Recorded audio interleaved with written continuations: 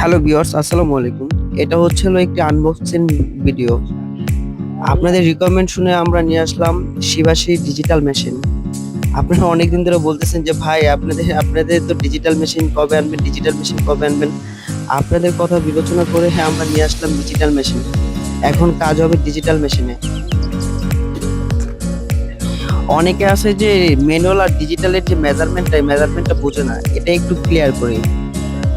Manual মেশিনে যদি একটা র্যাকেট 30 lbs দেওয়া হয় আর ডিজিটাল মেশিনে যদি একটা র্যাকেট 24 বা 25 lbs দেওয়া হয় তাহলেই এনাফ।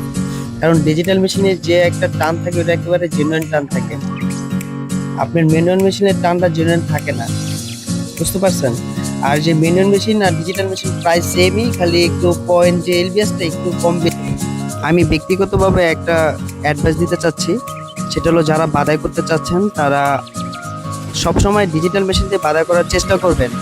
2 টাকা বেশি হইলেও ডিজিটাল মেশিন দিয়ে বাদাই করবেন, কারণ ডিজিটাল মেশিনের যে টানটা থাকে এটা একেবারে জেনুইন টান থাকে।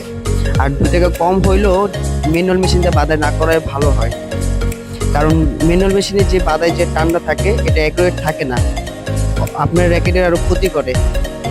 আমি একটা কথাই বলতে চাই যে ডিজিটাল মেশিন দিয়ে টানটা দেওয়ার চেষ্টা করবেন।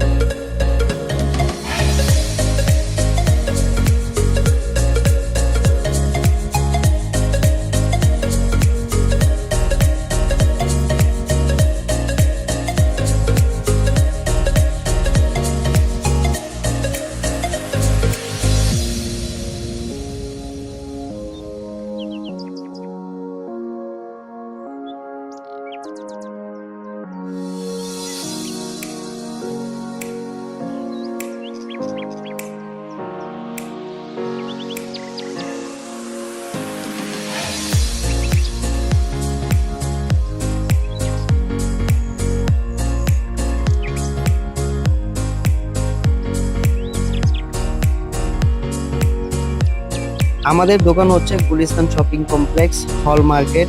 দোকানের নাম স্পোর্টস ফাইটার। দোকানের নাম্বার 1/136, 1/137 নাম্বার দোকান, সেকেন্ড ফ্লোর। অনেকে বলেন যে ভাই আপনাদের দোকান খুঁজে পাচ্ছি না, আপনাদের দোকান খুঁজে পাচ্ছি না। আমাদের দোকান হলো যে এই যে দেখেন, এখানে লেখা আছে স্পোর্টস ফাইটার।